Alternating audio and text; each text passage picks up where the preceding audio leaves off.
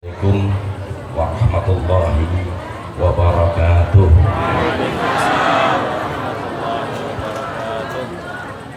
Wong Karang Sembung jarene Islam kabeh ya, jarene NU kabeh nggih, tapi jawab salam ben males banget nggih. Assalamualaikum warahmatullahi wabarakatuh. Tapi ya orang teriak-teriak juga. Pak, Bu, Kang, Mas, salam ikut doa. Oke? Maka ketika kita menjawab salam, ketika kita mengucapkan salam, itu hakikatnya kita berdoa. Lah, nek wong berdoa, iku maka ucapkan dengan bahasa yang indah, bahasakan ikhlas, bahasakan pedale sing ati, supados doane dugi marang Gusti Allah. Kira-kira jenengan donga ning Gusti Allah, ya Allah, aku jaluk duit ya Allah, kayak mana lho? Kira-kira dikabul ora? Dikabul ya kaya ora.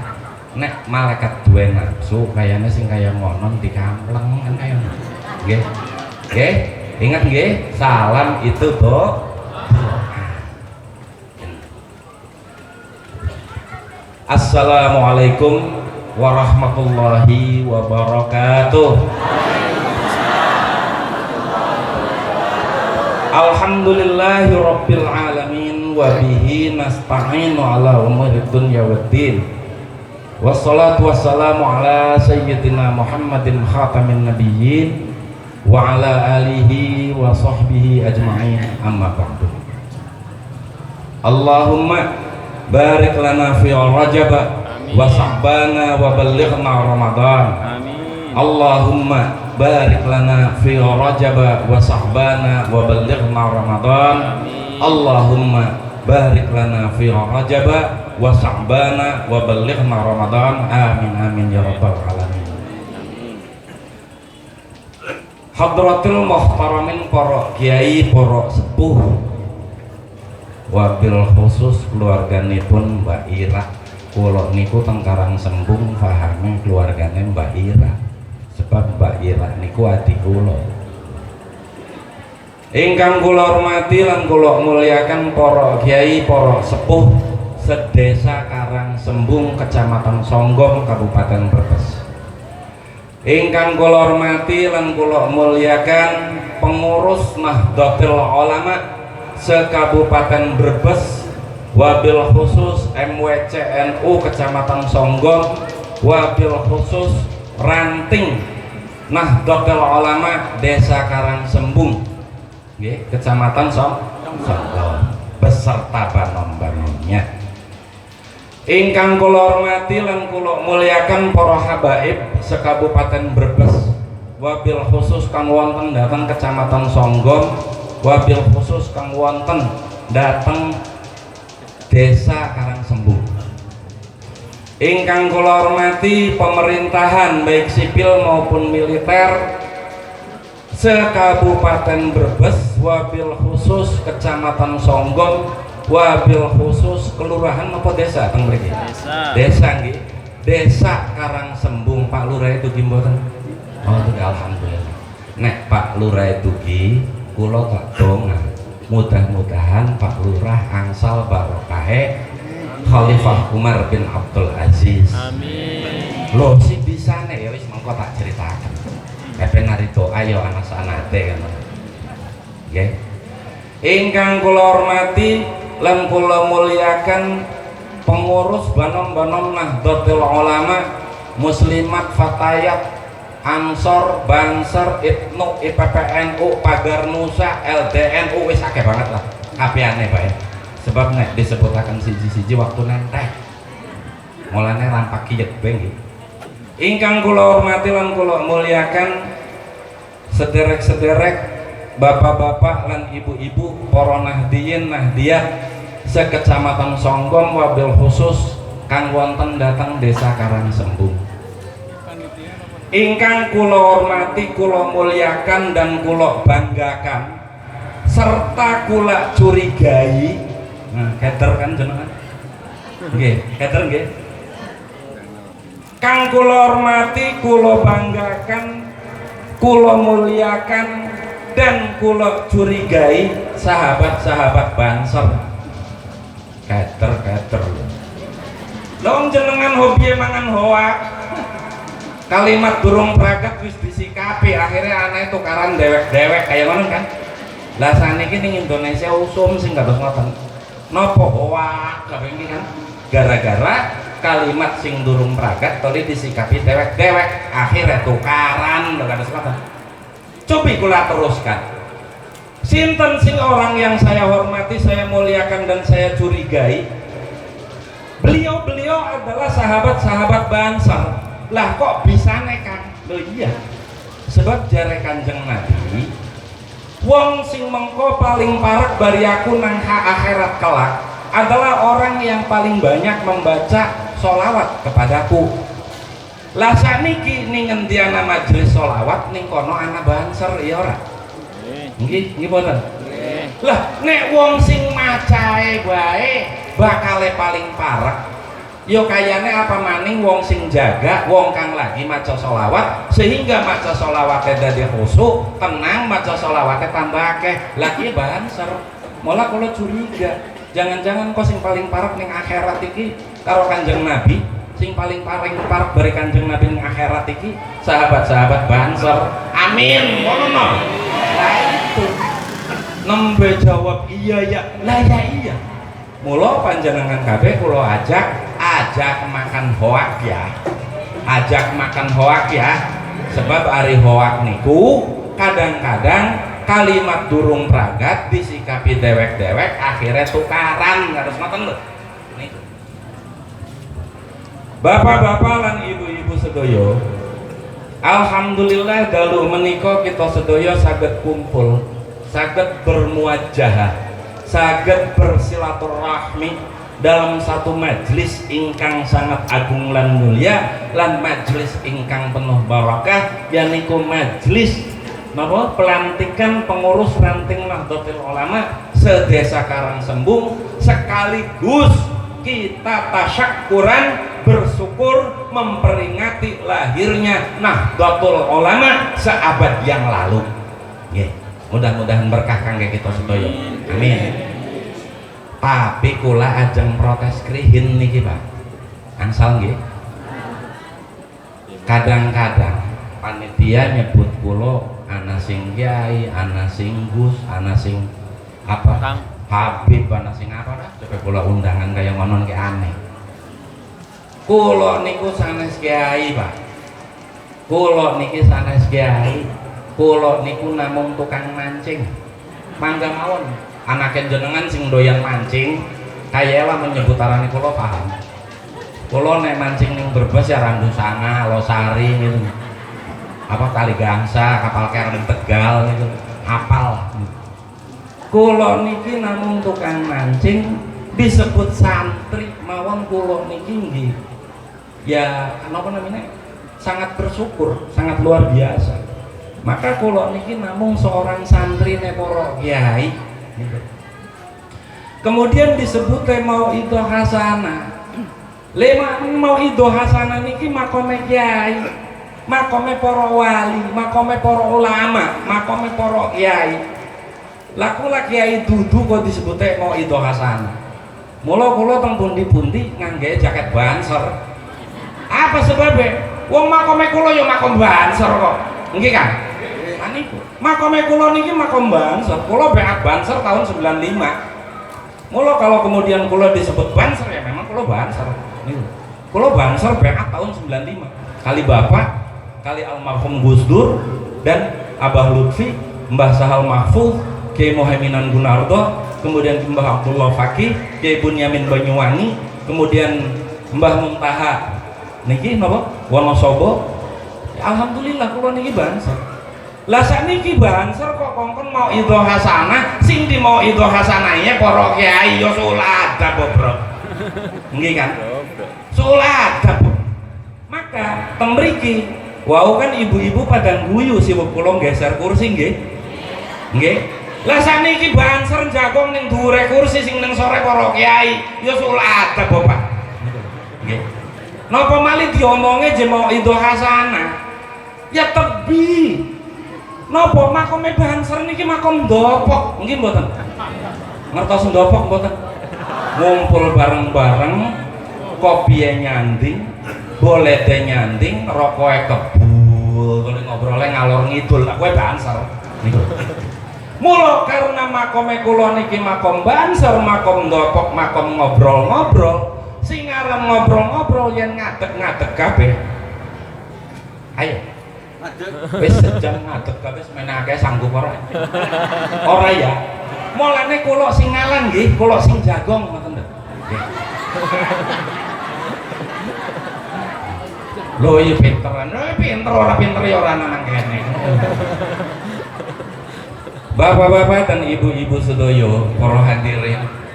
Pertama kula ngucapaken selamat atas dilantiknya pengurus ranting Nahdlatul Ulama Desa Karangsambung, Kecamatan Songgom, Kabupaten Brebes. Ketuae sinten nggih? Alhamdulillah. Selamat nggih Kang. Niata khidmah, niata mengisnadkan diri dengan cara berkhidmah kepada para ulama, mengisnadkan kepada para ulama supaya sanade kita nyambung kali para ulama. Sebab nek pangkate kita sedaya nek badhe nyambungaken sanad kali para kiai kelawan ilmu nek ya ora bakalan ketemu. Kelawan ibadahnya yang bakalan ketemu. Maka cara mengisnadkan diri kita kepada para ulama itu adalah dengan cara berkhidmah. Kenapa? Karena makomnya kita itu ya seperti itu, harus ngoten. Maka yuk berkhidmah kepada para ulama dengan niatan untuk mensanadkan, menyambungkan sanad kita kepada para ulama hingga sampai kepada Kanjeng Rasulullah Sallallahu Alaihi Wasallam. Bapak-bapak dan ibu-ibu sedaya, wow, tenggria Mbak Ira kula ngobrol kali beberapa orang kiai, wabil khusus dengan Bapak Mbak Ira. Kula nanglet niki acara apa? Napa niki acaranya? Capene acara 1 abad NU dan sekaligus pelantikan. Ya wis aku tak ngomong NU ya. Lah enak ya. Sebab ki sakmene akeh wong NU, nek kula tanglet ngapa jenengan milih NU? Ayo. Niki ibu-ibu fatayat muslimat dulu ansor bangsa ngapa milih NU? Jawabe buyutku NU, mbahku NU, bapakku NU, aku bangga jadi warga NU. Harus ngoten nggih? Bener ora? Bener tak bener? Tapi cukup ora? Lah niku. Bener tak bener? Tapi cukup ora? Ora cukup. Napa sebabnya? Sebab kita sebagai generasi muda, wabil khusus ansor, banser, dan fatayat, ini di dalam kehidupan sosial kemasyarakatan memiliki satu fungsi sosial kang sangat kuat, kang arane adalah the agent of social change, agen daripada perubahan sosial untuk menuju arah yang lebih baik. Maka nek jawabe mung buyutku NU, mbahku NU, bapakku NU, aku bangga jadi warga NU, mengko sangat gampang untuk dipatahkan. Niku. Maka apa? Karena kita ini paham peran dan fungsi kita di dalam kehidupan berbangsa dan bernegara, wabil khusus ber-NU adalah the agent of social change, maka kita harus tahu kenapa kita harus NU. Loh ini. Untuk tahu mengapa kita harus NU, maka kita harus tahu dulu apa itu Nahdlatul Ulama. Nah niki. Bapak-bapak dan ibu-ibu sedoyo, nek kita bicara Nahdlatul Ulama, maka itu tidak cukup ketika kita bicara NU sebagai organisasi belaka. Tidak cukup. Tetap kenapa? Karena di dalam Nahdlatul Ulama itu ada suatu kandungan yang sangat luar biasa yang tidak akan bisa dipisahkan dan tidak bisa ditinggalkan, adalah fungsi akidah Ahlus Sunnah wal Jamaah. Loh ini. Jadi panjenengan harus paham tentang ini. Nah kita bicara tentang faham Ahlus Sunnah wal Jamaah, panjenengan niku kan ketika bicara NU lagi-lagi bicara tahlilan, lagi-lagi bicara yasinan, lagi-lagi bicara ziarah kubur, gitu kan? Bahkan ketika tahlilnya di bid'ah ketingkan panjenengan pada bisa jawab. Nggih kan? Diomongnya langkah dalile kayak ngono kan. Niki tak sukani dalile teng kula niki. Dalile tahlilan. Ini adalah hadis yang diriwayatkan oleh Imam Nasyai. Hadis niki derajatnya hasan. Nek hasan niku berarti sak sore sohe. Niku. Derajatnya hasan. Hadis niki ndawuhaken nawa? Laisa asaddu min lailatul ula. Farhamu amwatakum bis sadaqati may yamut fa in lam tajid fa sallu rak'atain. Irhamu amwatakum bis sadaqati wa tilawatil Qur'an. Oh dalil hadis. Dalil tahlil. Tidak ada yang lebih pedih di malam pertama bagi orang yang sudah meninggal. Maka sayangilah orang yang sudah meninggal di antara kalian dengan bersedekah atas nama orang yang meninggal tersebut. Fa in lam tajid, lamana orang bisa bersedekah fa sallu rak'atain, maka salatlah 2 rakaat. Irhamu amwatakum bis sadaqati wa tilawatil Qur'an. Maka sayangilah orang yang sudah meninggal di antara kalian dengan bersedekah dan membacakan Al-Qur'an. Ngomong angka dalile maning. Jejak Pak. Lain. Tapi kan nggak ada itu yang namanya 3 hari, 7 hari, 40 hari, gitu kan? Kemudian jari 100 hari niku jarene langka. Jari siapa yang mendawukan tentang 7 hari, ya, 40 hari, 100 hari dan 1000 hari itu adalah Sayyidina Umar. Sayyidina Umar dawuh, doa lan sedekah wong urip nggo wong mati di malam pertama dikubur adalah merupakan hadiah bagi si mati untuk selama 3 hari ke depan. Di hari ketiga adalah untuk 7 hari ke depan. Di hari ke-7 adalah untuk 40 hari ke depan. Di hari ke-40 adalah untuk 100 hari ke depan. Di hari ke-100 adalah untuk 1000 hari ke depan. Ngomong maning langkah dalilnya. Tapi kan itu bukan hadis. Betul, itu bukan hadis. Itu adalah dawuhnya Sayyidina Umar. Tetapi ingat tidak, ketika Rasulullah Shallallahu Alaihi Wasallam ditanyakan, wa ma huwa ahlus sunnah wal jamaah ya Rasulullah, apa itu ahlus sunnah wal jamaah wahai Rasulullah? Rasulullah menjawab, ma ana alaihi wa ashabi. Ini artinya kita pun diperintahkan untuk percaya kepada para sahabat. Nek ning sahabat ora percaya, ya tulung ora usah ngaku ahlus sunnah wal jamaah kayak ngono. Ayo ngomong langkah dalilnya mana? Cecek bro. Lah ini. Bahkan ning sahabat orang percaya, ya ora usah ngaku ahlus sunnah wal jamaah. Sebab Kanjeng Nabi dawuh, sataftariku ummati ala sab'ina wa thalathina firqah kulluhum finnar illa wahidah wa huwa ahlus sunnah wal jamaah. Lalu para sahabat bertanya, wa ma huwa ahlus sunnah wal jamaah ya Rasulullah? Rasulullah menjawab, ma ana alaihi wa ashabi. Ayo sah. Setuju beli Bu? Setuju mboten? Jadi bakal wong sing beli percaya ning sahabat kalau ngaku ahlus sunnah wal jamaah jejak bae apa ya? Lah itu. Ini jangan sembarangan. Lah kita sedoyo seringkali kemudian orang menganggap bid'ah amalan kita Nahdlatul Ulama. Kita dianggap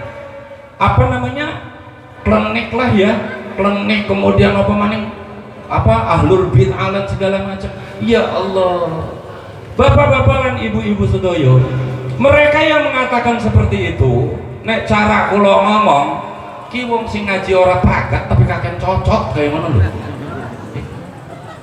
Ngaji ora pragat kakek cocot, langsung ngomong orang ana dalile, orang ana hadise. Nek anak wong kaya ngono jawaban apal hadismu piro? Apal hadismu piro? Langsung titik-titik mengatakan tidak ada hadisnya, tidak ada dalilnya dan segala macam. Apal hadismu piro? Ini hati-hati. Wong para sahabat sendiri tidak ada satupun yang apal secara utuh dan mutlak seluruh hadisnya Rasulullah. Enggak ada. Mula di dalam hadis itu semua disampaikannya dengan an. Ini menunjukkan hafal. Itu toli anggur-anggur wong zaman sekian ngaji kitab hadis paling Arba'in Nawawi ora hafal. Apa maning Bulughul Maram ki lho.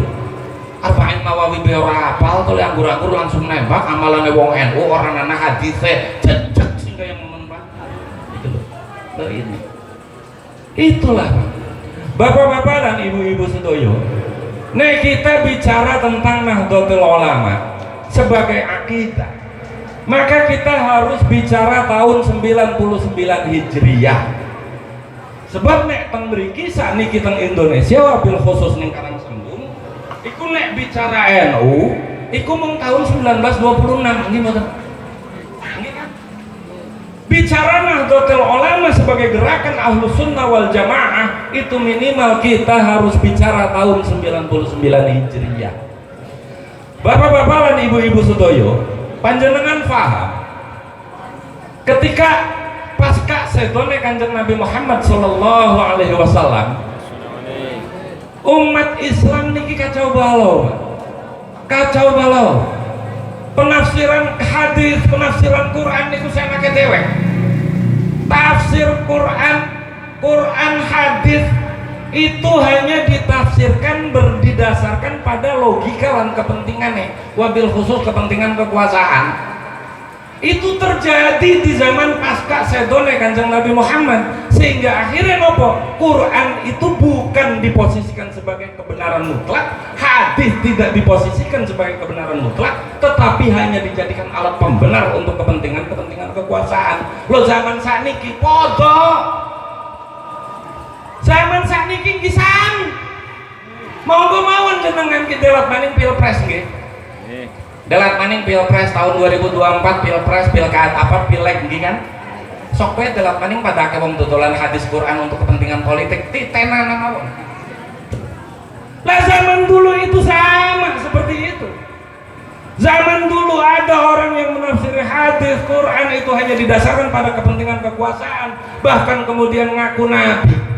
Arane Musailamah Al-Kadzdzab. Itu beliau sampai gawe tandingan ayat Quran.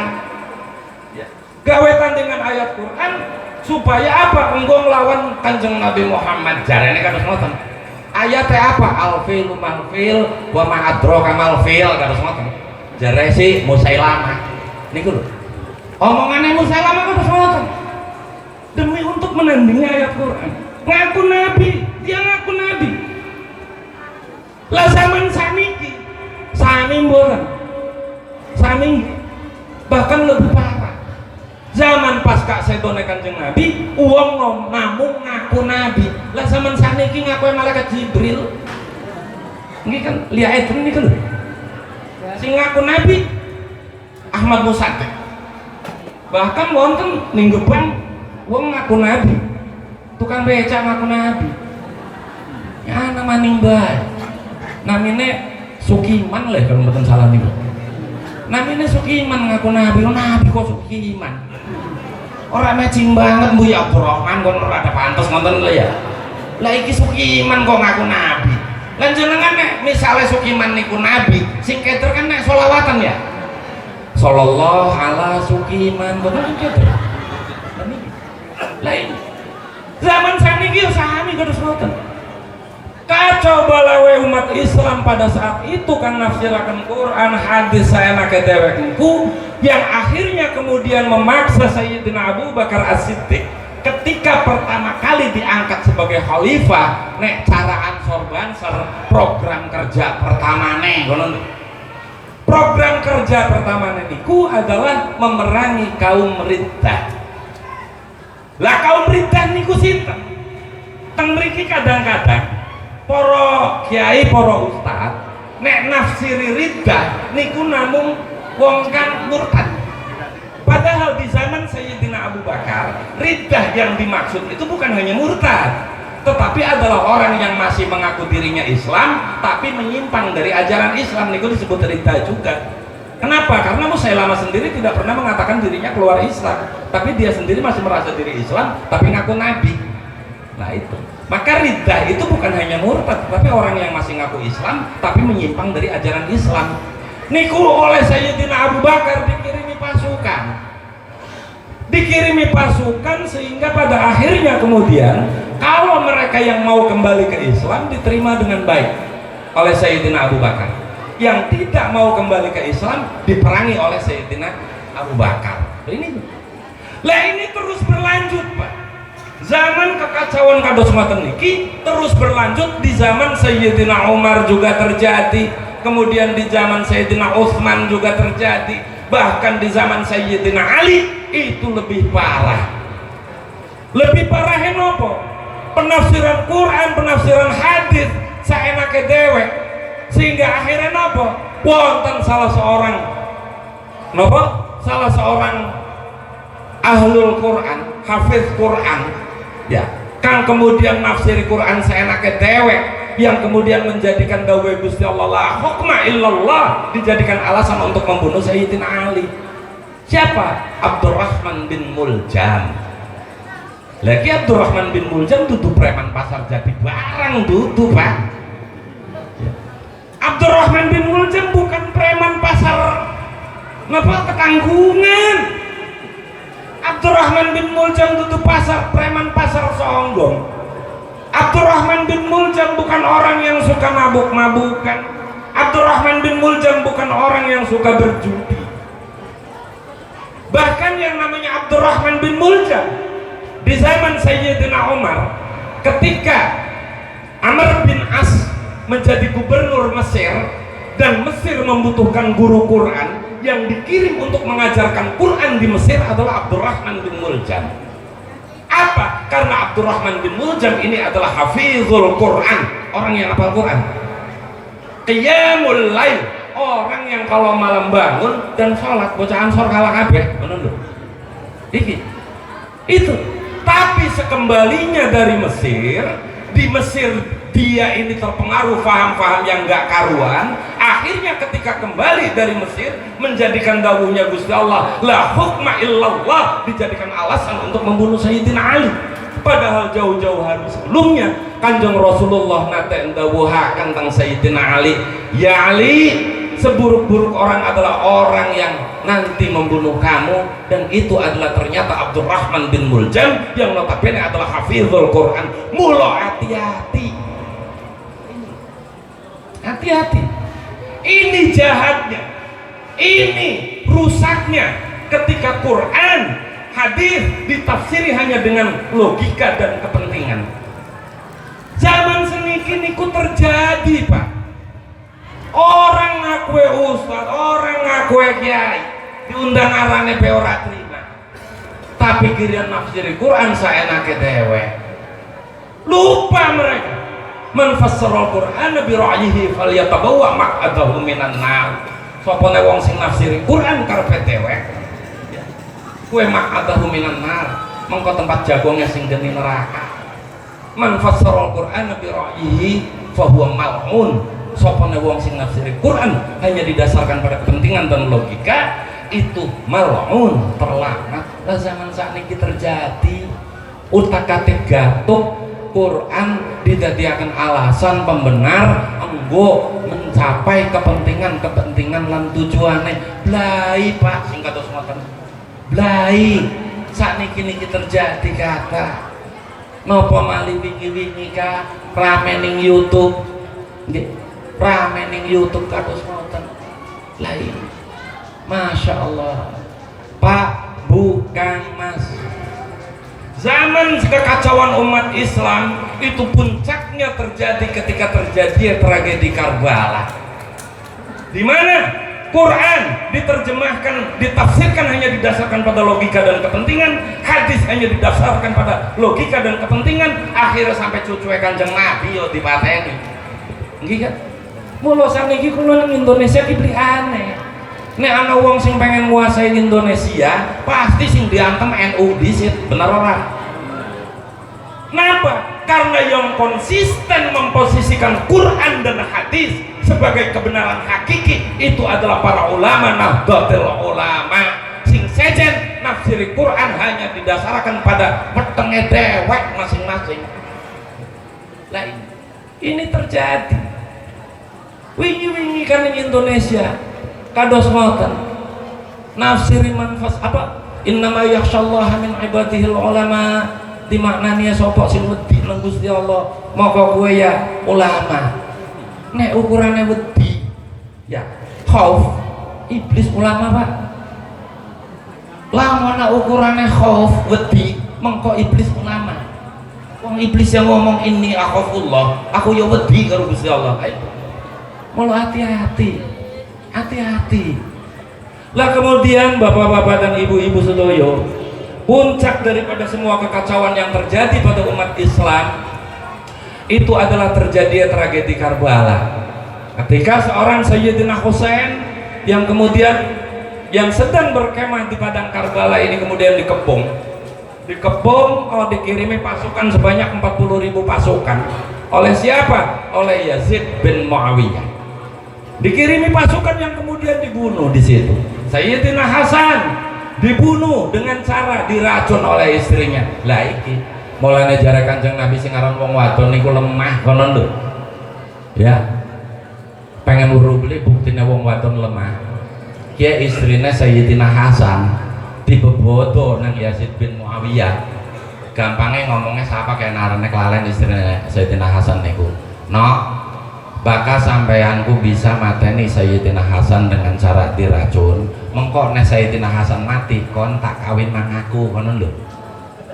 Nurut lha iku. Apa? Sayyidina Hasan diracunkan nang istrine. Mula jenengan ki ibu-ibu khususnya fatayat ya. Zaman saniki niku Yazid bin Muawiyah kathah mula sing hati-hati. Apa ngojok-ngojokin jenengan kon apa bisa karo lakine mengkone jarene dikawin kon bohong kowe. Niku apa? Saya Yazid bin Muawiyah zaman modern gue akeh zaman saiki. Lah, lalu kemudian daripada puncak semua itu terjadi pembunuhan terhadap Sayyidina Husain yang kemudian di dalam satu kitabnya Imam Suyuti mendawuhkan pasca terjadi tragedi Karbala niki langit berwarna merah darah selama 60 hari. Ini menunjukkan betapa alam pun tidak menerimakan ketika Quran hadis hanya dijadikan alat pembenar untuk kepentingan kekuasaan. Lah nang Indonesia sakniki yo kathah kang wis dibuktiaken. Quran hadis dijadikan alat pembenar yang pada akhirnya kemudian mereka dipermalukan oleh Allah. Kata Pak Bu jenengan kelingan ketika azan dipersoalkan gitu sampai ngomongnya azan kok dilarang dan segala macam. Siapa sing larang azan? Mereka teriak-teriak sampai kemudian nyerang, ngapunten nyerang wong NU habis-habisan. Kan mereka menjual agama untuk kepentingan kekuasaannya. Pada akhirnya apa? Dipermalukan. Nyatanya apa sing azan karo jeguguk ya sapa? Ayo. Sugih kan? Sugih Nur kan? Sing azan kali jeguguk. Ketika Sugih ini azan bari jeguguk, ana ora sing ngomong penistaan azan. Ayo sok. Langka. Ini menunjukkan betapa mereka ini menjual agama untuk kepentingan kekuasaan. Akhirnya dipermalukan oleh Gusti Allah. Jenengan kelingan lagi Covid. Lagi awal-awal Covid. Ketika pemerintah menyatakan jaga jarak. Ya. Jaga jarak yang kemudian sholat Jumat itu di rumah masing-masing. Mereka teriakin apa? Mereka teriakin Jumat kok dilarang, ada sonten kan? Sopo sing larang Jumat? Ki akibat ngaji ora pragat, terus ora seneng karo pemerintahan, akhirnya apa? Gunakan agama nggo kepentingan, nggo nyerang kekuasaan. Akhirnya apa? Nyatane yok maning-maning dipermalukan dengan Gusti Allah. Kelingan jenengan lagi ana wong sembayang ero kuping loro. Kelingan ora?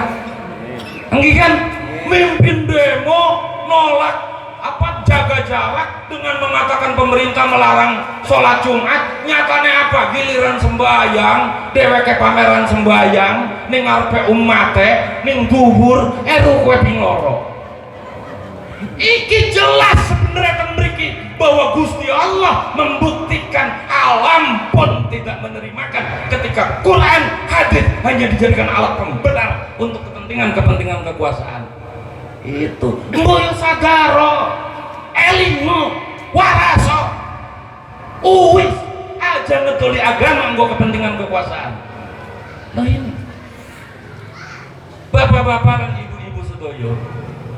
Lalu setelah terjadinya tragedi Karbala niku, Islam, umat Islam itu berdiri di atas daulah-daulah kecil, negara-negara kecil yang saling menzalimi, saling membunuh, bahkan saling menyakiti.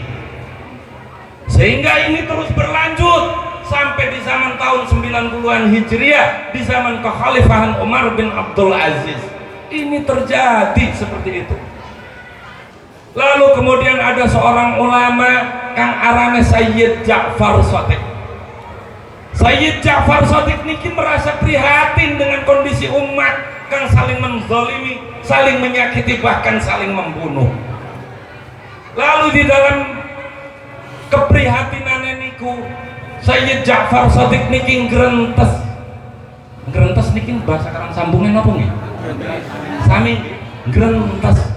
Apa ngrentesnya Sayyid Ja'far Shadiq yang prihatin atas kejadian yang ada pada umat Islam kang saling menzalimi, kang saling berpecah belah niku. Sayyid Ja'far Shadiq ngrentes, Allahumma sholli ala sayyidina Muhammad wa asghilil zalimin bil zalimin wa akhrijna min bainihim salimin wa ala alihi wa sahbihi ajma'in. Ini yang mengiringkan ibu-ibu ngomong sholawat asghil. Iya bu, sholawat asghil, tapi jenengan kan boten paham asalnya sholawat asghil sing endi. Sholawat asghil niku asale adalah sholawat keprihatinane Sayyid Ja'far Shadiq kang melihat kondisi umat Islam kang saling berpecah belah, kang saling menggolimi, kang saling menyakiti, bahkan saling membunuh. Mola para kiai NU baka ana sing mengancam persatuan dan kesatuan negara dan umat, ya pasti wong NU kongkon pada maca sholawat asghil nggih mboten. Lho itu ini riwayate. Jadi ulama NU iku nek nganwaken nyampeaken sesuatu pasti ana riwayate. Ora tanpa sebab, ora tanpa dasar. Anak dasar kabeh. Wa asghilil zalimin bil zalimin. Ini sebuah kalimat yang sangat luar biasa, Pak. Kenapa? Karena di sini yang saling menzalimi adalah sesama umat Islam. Yang saling menyakiti adalah sesama umat Islam. Itu lagi sini. Wa asghilil zalimin bil zalimin wa akhrijna min bainihim salimin wa ala alihi wa sahbihi ajma'in.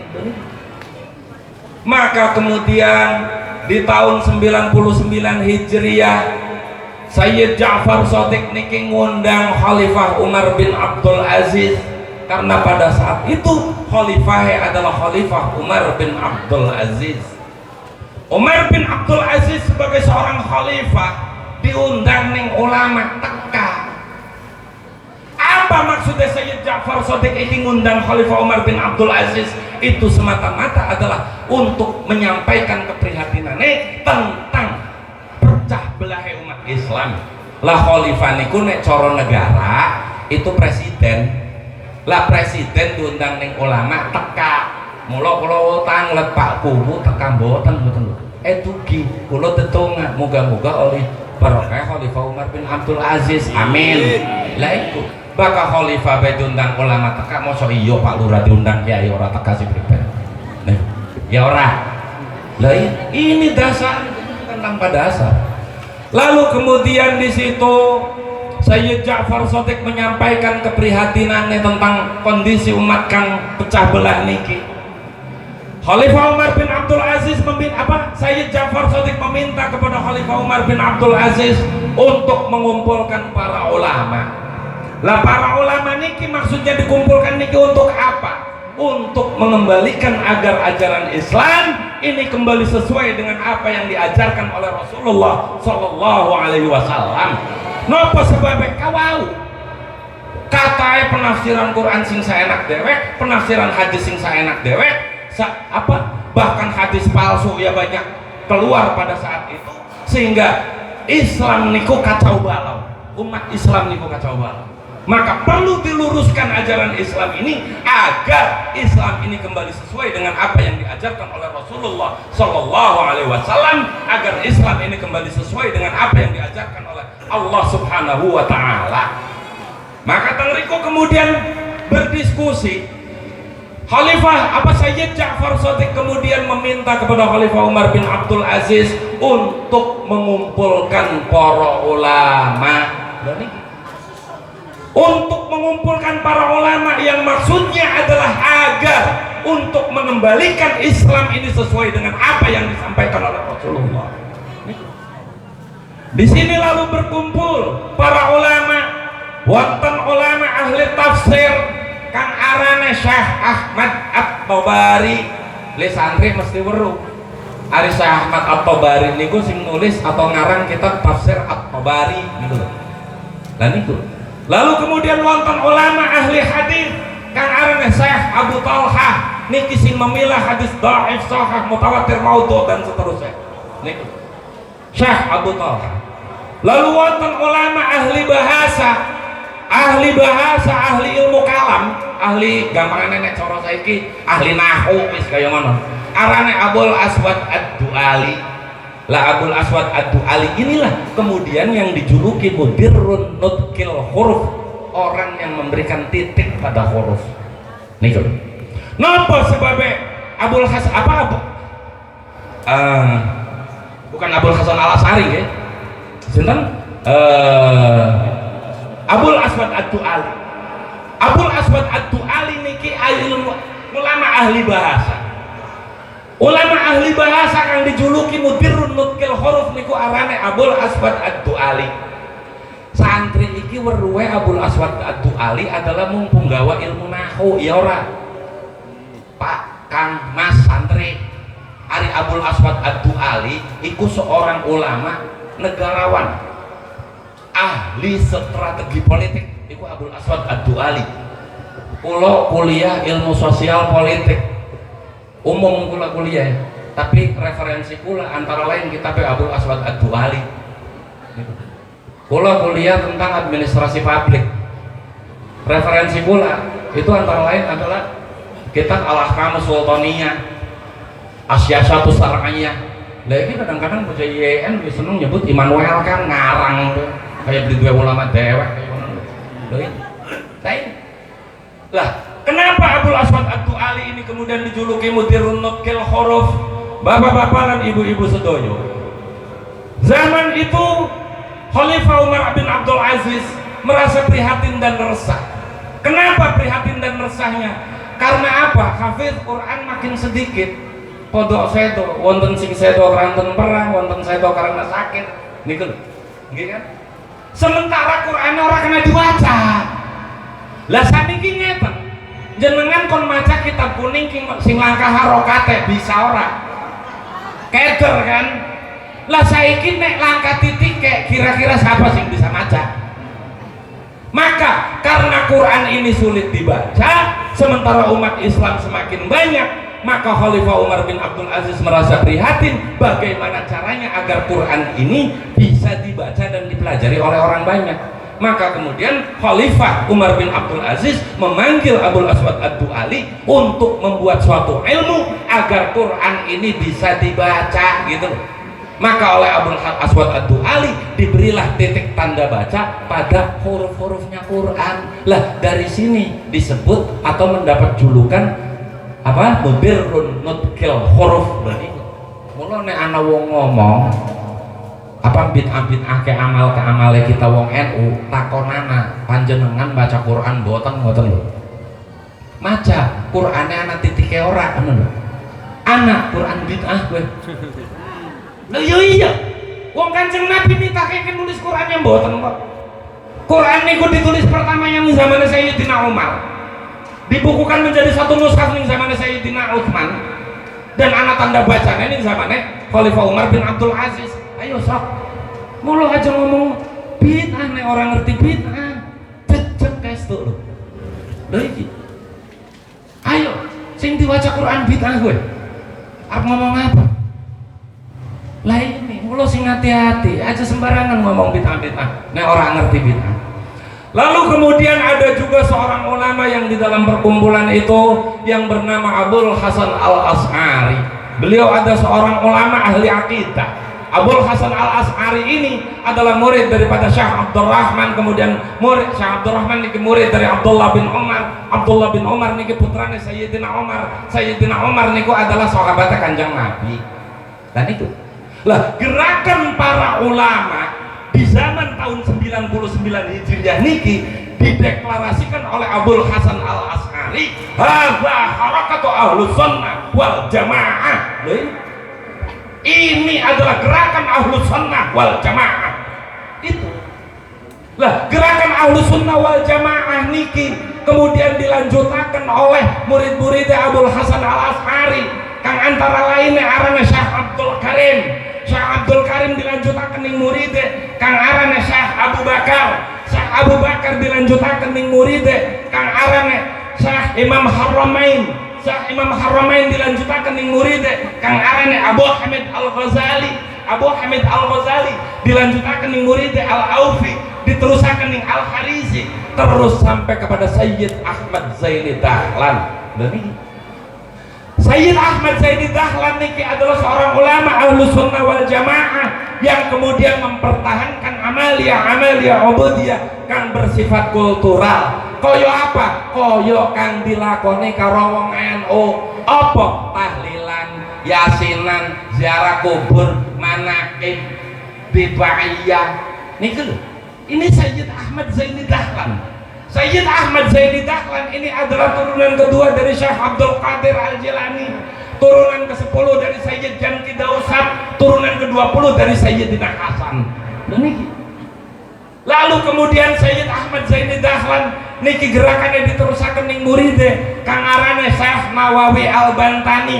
Syekh Nawawi Al-Bantani dilanjutkan ning muride kang arane Mbah Khalil Bangkalan Madura. Mbah Khalil Bangkalan Madura dilanjutkan di muridé Syekh Mahfud Termas Pacitan. Syekh Mahfud Termas Pacitan dilanjutkan di muridé Mbah Hasyim Asy'ari yang kemudian mendirikan Nahdlatul Ulama di Indonesia.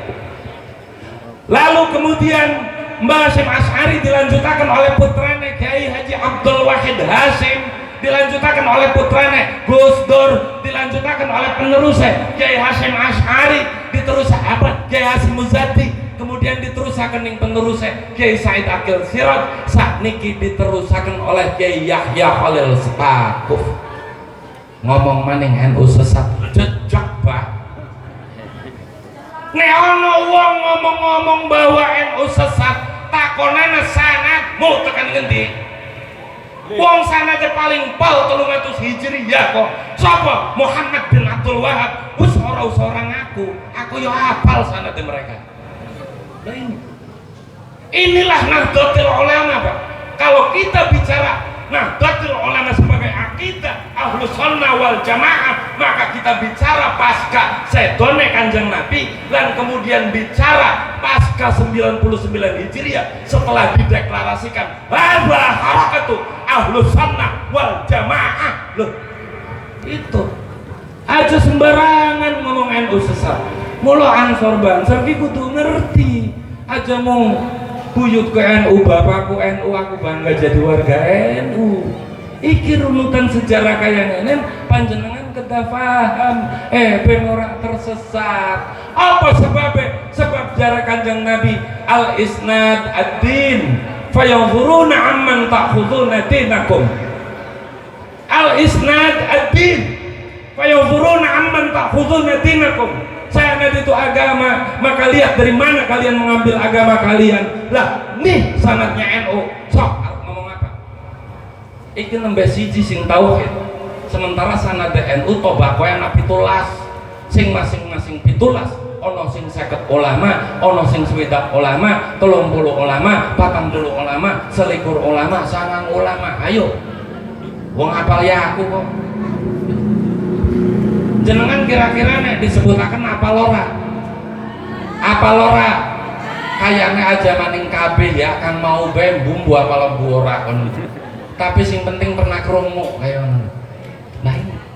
Inilah sanad Nahdlatul Ulama. Lah panjenengan kita paham teng mriki bahwa kita adalah bagian daripada mata rantai sanad kang terus ngantos dugi Kanjeng Nabi. Lah NU di dalam bersanad ini bukan hanya di dalam persoalan akidah, tetapi termasuk di dalamnya adalah di dalam persoalan pergerakan kebangsaan. Doni walau niku kula ceritakan sepenggal sanate Nahdlatul Ulama. Saniki kula bicara tentang pergerakan kebangsaan Nahdlatul Ulama. Apakah kemudian kita cukup bicara 1926? Saya katakan tidak cukup. Sebab nek bicara NU, maka bukan hanya pergerakan kebangsaan, tetapi juga pergerakan akidah Ahlus Sunnah wal Jamaah. Niku. Bapak-bapak dan ibu-ibu sedoyo.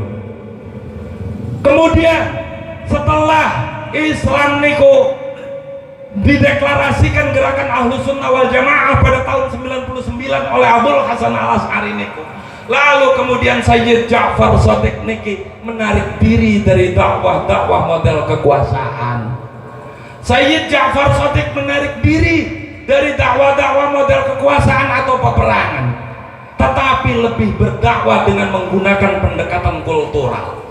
Lah, dengan menggunakan pendekatan kultural, dakwah dengan pendekatan kultural yang dilakukan oleh Sayyid Ja'far Shadiq, di mana Islam juga pada saat itu dipimpin oleh seorang khalifah yang terkenal arif, bijaksana dan adil, yaitu Khalifah Umar bin Abdul Aziz. Pada saat itu Islam moncer.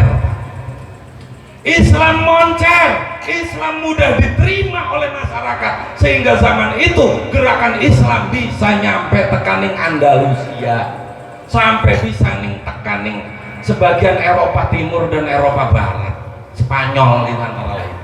Dan ini Islam mudah diterima, sehingga karena melihat keberhasilan dakwah yang dilakukan oleh Sayyid Ja'far Shadiq niki, dakwah Islam model dengan pendekatan kultural niki kemudian dilanjutkan oleh penerusnya, wabil khusus putrane kang arane Sayyid Ali Al-Huraidi. Lalu Sayyid Ali Al-Huraidi diteruskan oleh penerusnya Sayyid Musa, diteruskan penerusnya oleh Sayyid Aisyah, Sayyid Ilyas, Sayyid Muhammad, terus sampai kepada Sayyid Sohah Mirbat.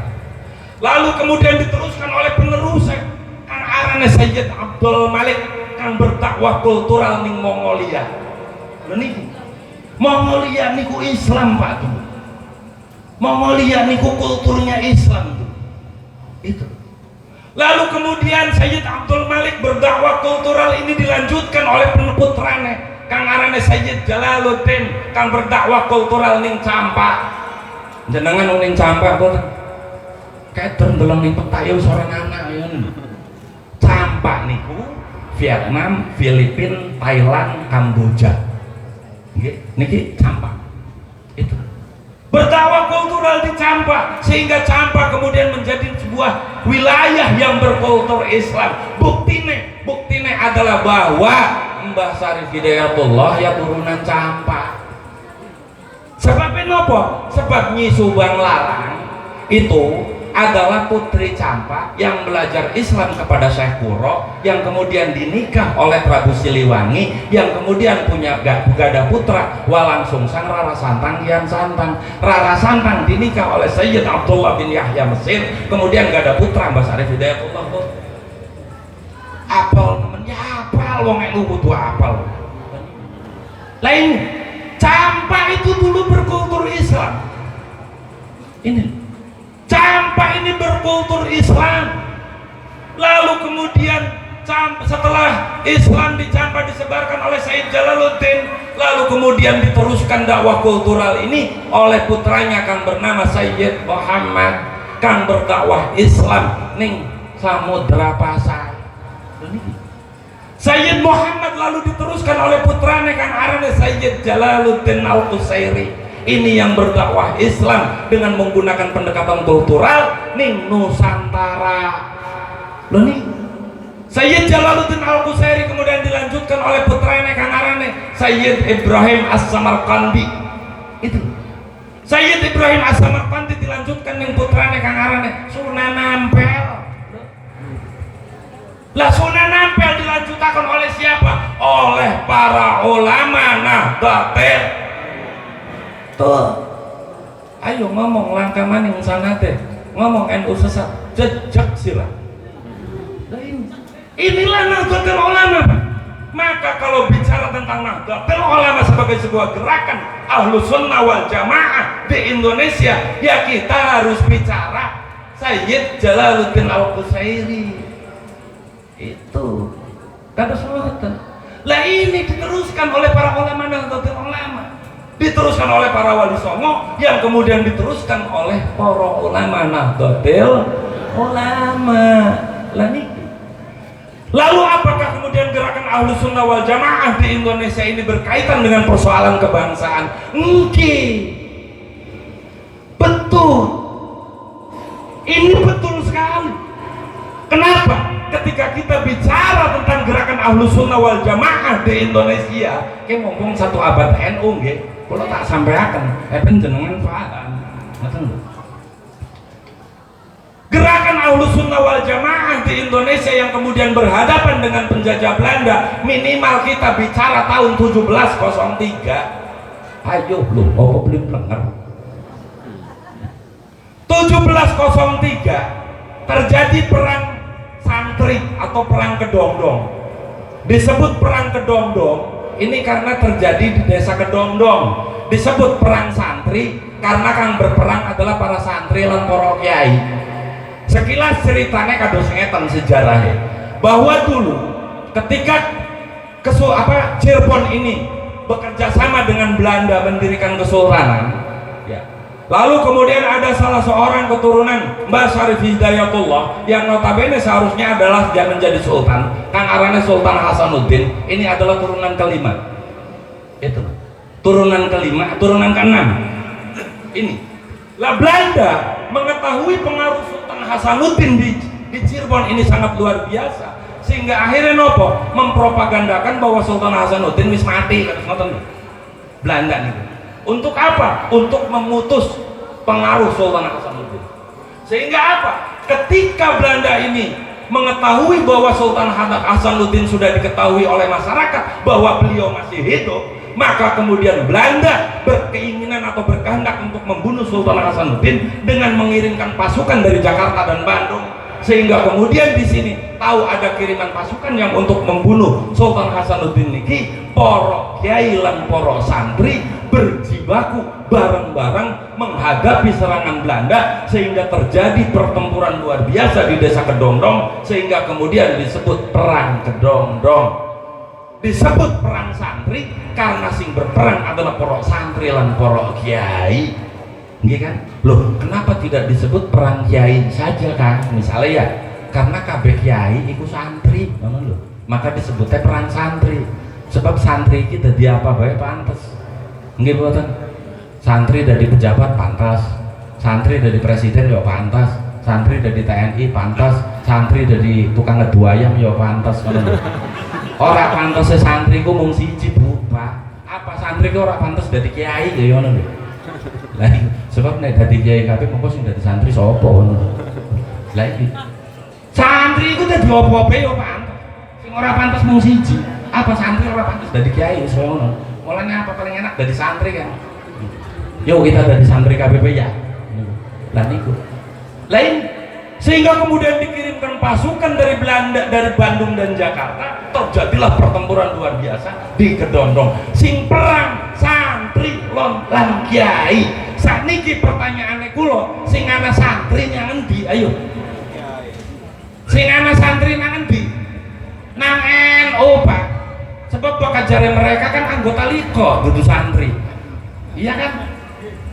Iya kan? Lah itu. Sing ana santri nang endi? NU.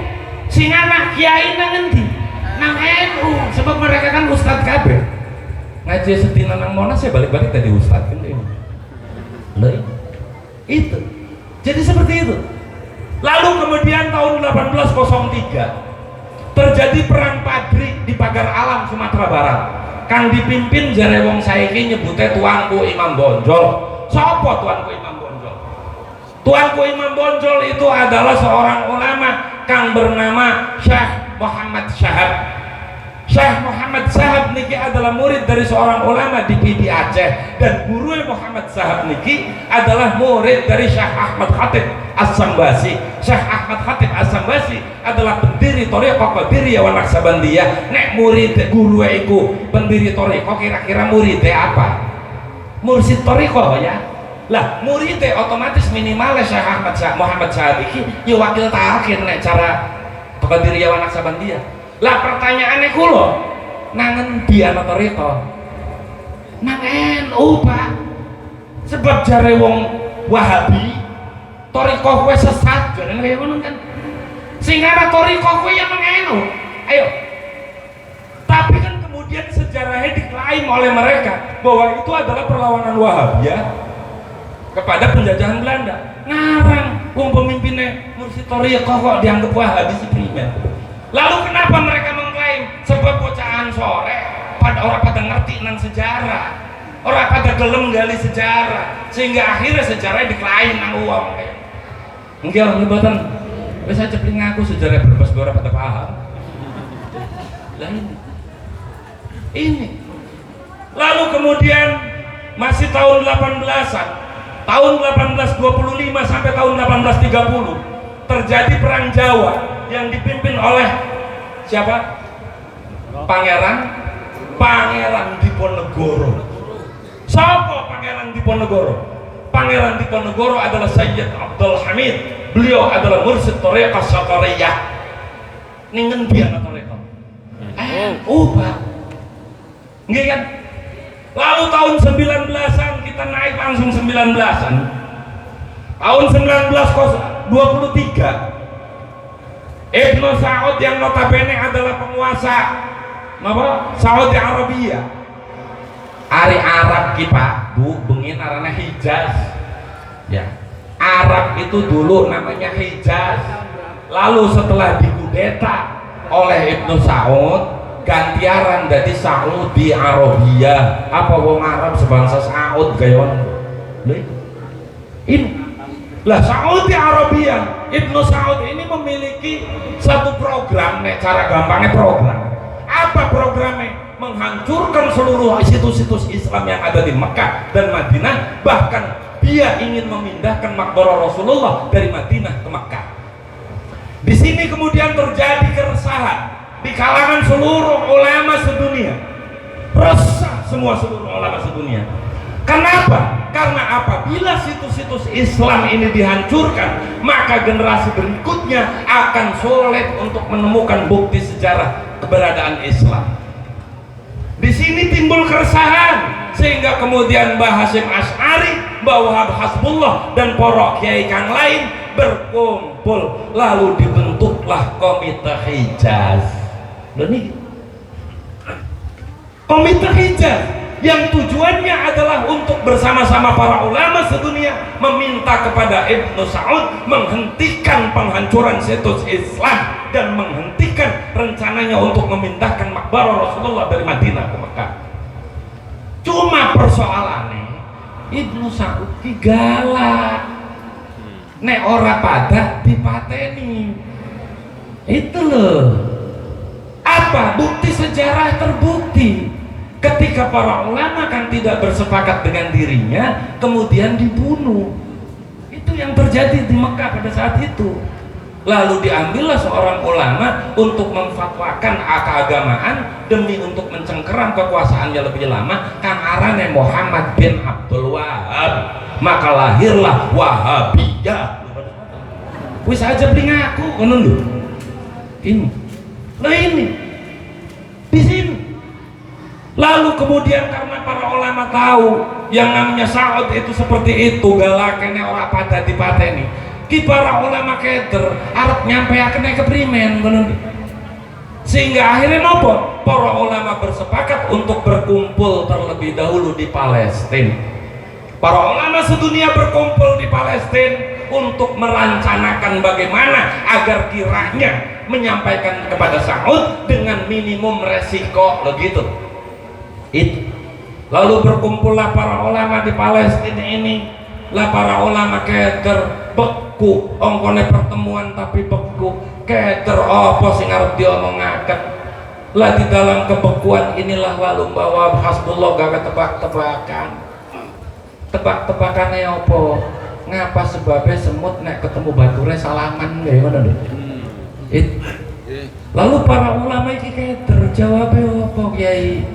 Nyerah wis nek cara gampangnya sengora ngono lho. Seng kabeh. Sawise seng kabeh bahwa ngomong ki sebabnya tidak lepas dari sejarah ketika terjadi banjir bandangnya Nabi Nuh.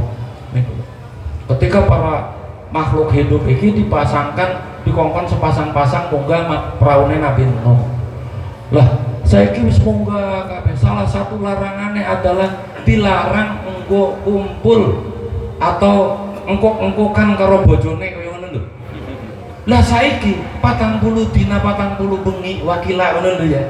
Iku ora engkok-engkokan karo bojone. Iki sapa sing kuat? Lah semriku karena larangannya kados ngoten kirik, ngerti kirik nggih? Asu niku lho. Ngerti sok?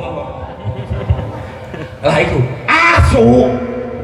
Ki asu ora kuat. Sehingga akhirnya apa? Asu ki engkuk-engkukan karo bojone. Lagi engkuk-engkukan kewenangan kucing. Jare kucing, "Su, kon kok ora nurut? Kowe perintah Gusti Nabi lu. Ora kena dilanggar, wis meneng ojeng aku ora kuat." Kayaknya dasar asu lah. Dan itu ora kuat. Ya udah persoalan ora kuat iki ora kena kon tak laporaken karo Nabi. Aja ojeng. Masalah wis tes bela nek cara gampangnya kayak ngono.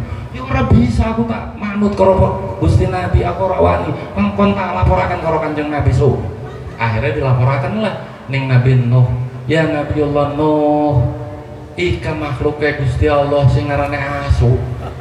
Weruh anak larangan kaya ngene kok maksa. Akhirnya engkuk-engkukan karo bojone. Teng mriki Nabiullah Nuh bendu asu dibenduni ning Nabiullah Nuh luar biasa. Lah si asu ya dasarnya maning-maning asu. Wong diingetaken bener kok ora trima. Malah anake dendam, malah ngancam-ngancam, awas kowe cing. Mula nganti saiki kucing karo asu tukaran kaya ngono lho. Gitu.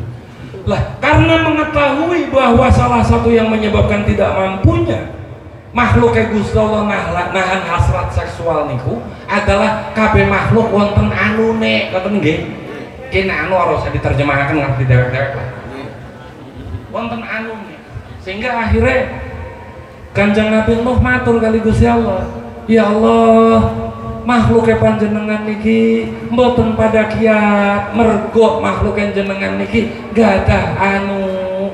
Mula ya Allah, demi untuk melaksanakan perintahmu, kula menyuwun anune makhluknya panjenengan kang wonten dateng kapal niki dicopot krihin ngoten lho. Akhirnya anune makhluk Gusti Allah niki dicopot kabeh dikumpulaken nang sijine tempat ngoten lho. Kumpulaken ki aja mikiri wayang gruget-gruget ya. Ora usah wis ngerti dhewek lah nang pikirane. Wis akhirnya dikumpulaken. Lalu kemudian Nabiullah Nuh memerintahkan burung gagak, "Hei burung gagak mabura sira, nek ana daratan muduna, nek wis mudun gawaan lemah mene engko bukti bahwa daratan kowe masih ana." Akhirnya gagak mabur, sepasang gagak iki mabur, mabur dinteni nek cara Cirebon sawen-wen ngoten lho. Sami nggih. Sawen-wen ora teka-teka. Nabi Nuh akhirnya teng mriki bendu matur kali Gusti Allah, ya Allah iki si gagak dipercaya-percaya kok khianat. Ya Allah, karena pengkhianatannya gagak sing kados ngeten kula nyuwun ya Allah supados gagak niki dadi bature wong-wong kang boten panjenengan sukai. Mulane ngantos sakniki sing aranane burung gagak, manuk gagak niku dados bature dukunnya. Lah niku. Lalu akhirnya kemudian Nabi Nuh memerintahkan sepasang merpati, "Hei merpati mabura sira, nek ana daratan muduna lan gawan lemah mene engko bukti yen daratan kue masih ana." Akhirnya maburlah manuk merpati bar dinteni suwe. Akhirnya merpati niku dugi dengan membawa bukti tanah teng sikile. teng mriki Nabi Nuh gembira saking senenge lah saking bahagiane bahwa wonten manuk kang masih setia kadateng perintahe. Niku akhirnya Nabi Nuh dedonga maring Gusti Allah, ya Allah ajak dihilangaken warna abang ning sikile manuk merpati, sebab iki nggo bukti wong-wong berikutnya bahwa peristiwa ini pernah terjadi dan sebagai bukti kesetiaan. Akhirnya ngantos sakniki manuk merpati sikile warnane abang, nggih ora? Lah kaping kali karena bukti kesetiaan niku wong Jawa nek nikahaken anak ning punar, ngerti punar nggih? Beras kuning kang wonten niku kan manuk merpati nggih. Manuk merpati. Lah sakniki kan dirubah dadi ayam. Nggih kan? Padahal wong Jawa niku wong bengian mentafaulkan manuk merpati niki engko bukti kesetiaan supaya sepasang suami istri ki saling setia kados ngoten. Lah sakniki dirubah dadi ayam. Akhirnya nopo? Mantune jenengan wis kawin pengennya kawin bae kados ngoten. Nggih kan? Wis ngaku. Lah ini jadi wong Jawa niku nek gawe peristiwa gawe sesuatu itu pasti wonten kang dimeloni. Mula nek jenengan pengen mantune setia nek nikahaken punare manuk merpati ya aja ayam, sebab bakal ayam mengko wis kawin pengennya kawin bae kados ngoten lho.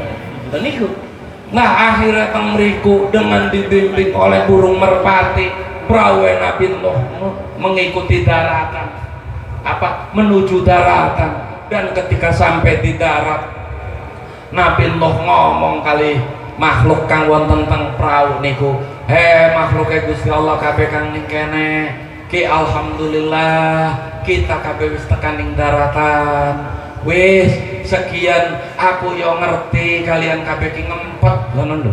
Lah ya kira-kira jenengan ora ketemu 40 dina karo bojone puyeng ora ngono lho. Lah ya foto bae makhluk kang sejen. Akhirnya nopo? Wis los manakah cukup tanah anune kalian kang dikumpulaken ning ruangan niku. Akhirnya teng mriku pada rebutan, ya maklum ngempet dadi rebutan kan harus ngoten nggih. Rebutan akhirnya anak sing klesiliru, anak sing awake cilik anune gede ngono wae cara. Iku. Anak sing awake gede anune cilik kaya kebo ngono lho ya. Lah niku. Lah saniki persoalannya semut. Semut tebe cilik anune semendi ngono lho. Nggih kan? Mula apa nek ketemu kancane semut iki nakon, kene kon mesti ketemu durung kaya ngono lho. Lah itu. Nah, disinilah kemudian para ulama pada tertawa semua. Akhirnya keadaan yang tadinya beku menjadi cair. Sehingga akhirnya bisa merumuskan apa yang harus disampaikan kepada Saud, lalu disampaikanlah kepada Saud untuk menghentikan upayanya menghancurkan situs-situs Islam. Lah inilah kenapa hadiah atau gampangnya ngomong kenapa keberhasilan para ulama Nahdlatul Ulama Ahlus Sunnah wal Jamaah di Indonesia untuk umat Islam sedunia itu. Lalu kemudian di tahun 26 tepatnya tanggal 31 Januari tahun 1926 Mbah Hasyim Asy'ari mendeklarasikan berdiri gerakan Ahlus Sunnah wal Jamaah di Indonesia, yaitu dengan nama Nahdlatul Ulama. Lah di dalam kebangsaan ini Nahdlatul Ulama yang didirikan tanggal 31 Januari tahun 1926, tahun 1934 muktamar pertama di Banjarmasin, di mana pada saat itu para ulama bersepakat menyepakati sebuah keadaan, sebuah situasi di mana Belanda di negeri ini sebagai apa? Sementara di Indonesia pada saat itu, sebelum saat itu tidak ada satupun yang berani menyatakan bahwa Belanda di Indonesia ini hukumnya menjajah. Itu tidak ada. Para ulama Nahdlatul Ulama di dalam muktamar Banjarmasin ini bersepakat aklamasi mencari hukum, bagaimana hukum Belanda di negeri ini. Di sini para ulama bersepakat setelah membuka kitab, hadis, Quran dan semuanya dibuka, di sini disepakati Belanda di Indonesia ini hukumnya apa dan Indonesia ini milik siapa. Di sini para ulama bersepakat di dalam Muktamar Banjarmasin niku bahwa Indonesia adalah milik umat Islam Indonesia. Maka hukumnya Belanda berada di negeri ini adalah menjajah. Loh inilah pertama kali ungkapan dari warga negara Indonesia tentang Belanda itu menjajah. Kenapa? Karena pada saat itu Belanda sedang galak-galaknya, dan sebelumnya organisasi-organisasi yang ada di Indonesia tidak ada satupun yang mengatakan bahwa Belanda ini menjajah. Tidak ada. Yang pertama kali menyatakan Belanda ini menjajah adalah Nahdlatul Ulama.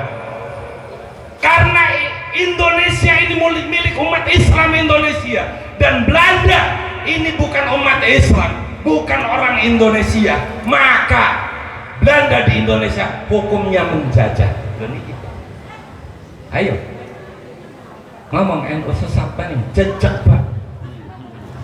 Ini maka kemudian setelah Muktamar Banjarmasin ini berdirilah laskar-laskar perlawanan terhadap Belanda yang terstruktur.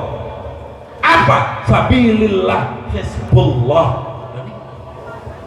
Seluruh ulama di Nusantara, seluruh pesantren di Nusantara mendirikan laskar Hizbullah Sabilillah untuk menghadapi penjajahan Belanda. Baik.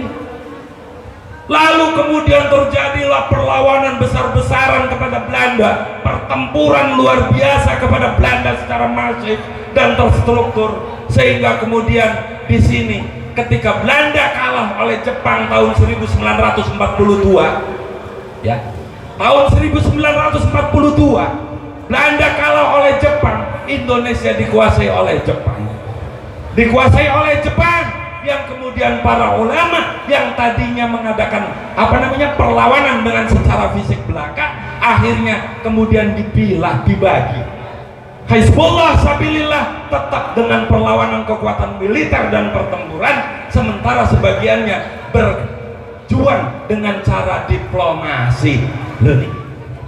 Lalu tahun 1944, di mana pada saat itu para pemimpin bangsa ini, salah satunya adalah Mbah Abdul Wahid Hasyim, itu kemudian berpikir bahwa Jepang ini sebentar lagi kalah di dalam pertempuran Asia Pasifik melawan kekuatan sekutu.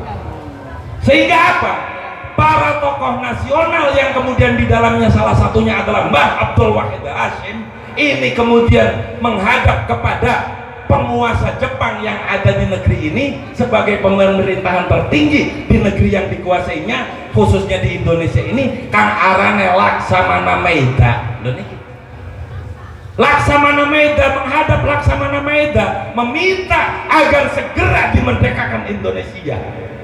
Itu agar Indonesia segera dimerdekakan.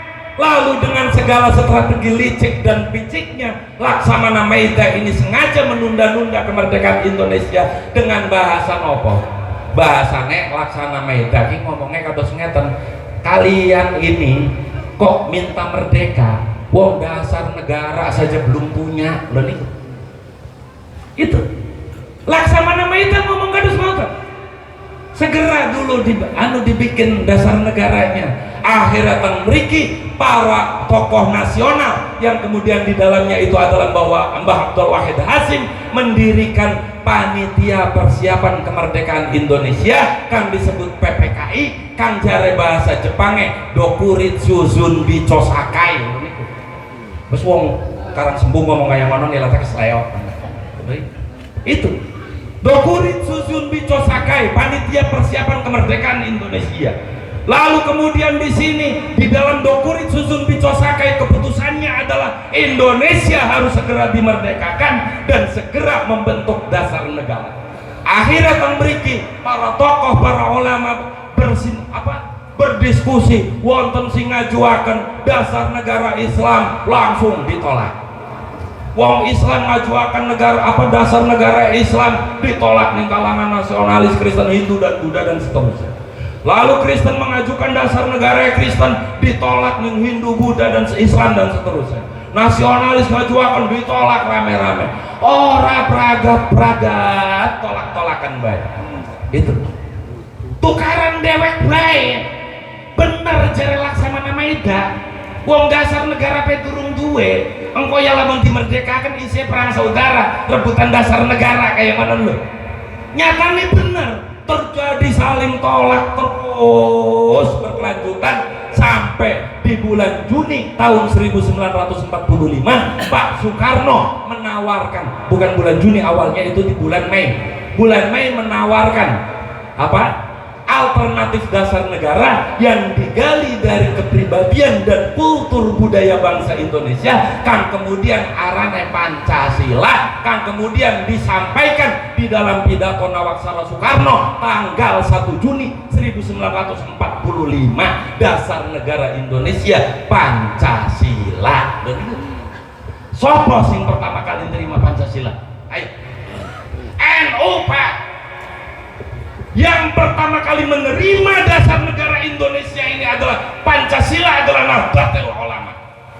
Apa sebabnya? Sebab pada saat itu kalau tidak diterima Pancasila sebagai dasar negara, Indonesia merdeka arep kapan?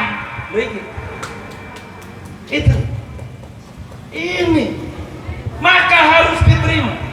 Apa? Karena setelah bermusyawarah dan seterusnya digali bahwa ternyata Pancasila itu tidak bertentangan dengan Islam. Pancasila tidak bertentangan dengan Islam, karena Pancasila apabila dilaksanakan secara murni dan konsekuen, ini Pancasila sendiri menuntut umat Islam untuk melakukan ajaran Islamnya dengan baik dan benar. Lalu kemudian dengan diterimanya Pancasila, tampillah ulama-ulama mubaligh sekelas Mbah Wahab Hasbullah untuk menyampaikan kepada masyarakat, wabil khusus Nahdlatul Ulama, para Nahdiyin, bahwa terimalah Pancasila sebagai dasar negara, karena Pancasila pun tidak bertentangan dengan Islam. Pancasila iki mung kemasan. Istilahnya Mbah Wahab Hasbullah pada saat itu, ono minyak samin cap babi, bari minyak babi cap onta, kayak mana lho? Minyak samin ngertos boten jenengan? Minyak samin niku minyak kang didamel saking lemake onta, kemudian dikemas. Minyak samin halal boten? Halal, karena ontane halal, nggih kan? Ontane halal, maka minyak samin halal, dikemas halal boten? Halal. Dicap-cap babi halal boten? Ya halal tetep, wong capek tok kok. Lah saiki ana minyak babi haram ta halal?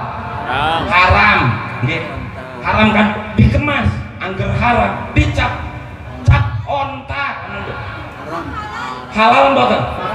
Ya haram tetep, wong minyak babi kok.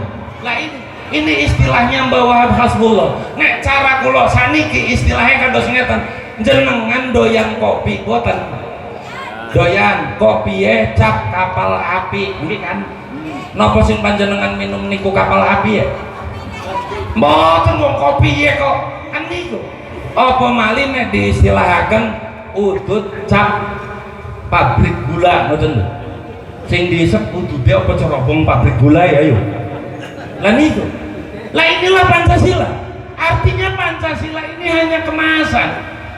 Isinya itu tidak bertentangan dengan Islam, maka halallah Pancasila untuk dijadikan dasar negara. Loh ini. Lah ini.